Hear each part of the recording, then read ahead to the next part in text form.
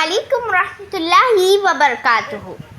Friends, want to relax amid the trees and take a dip in cold water? Then Sweetwater Lake in Arambol is a fresh lagoon and a must-visit place for all nature lovers.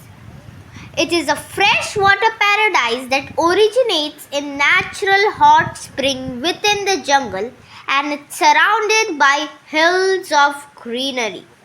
To reach the destination, you will have to walk for 30 to 40 minutes through the small lane of market.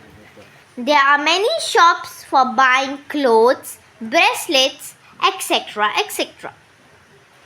Then you have to go through the rocks and water to finally reach the main destination.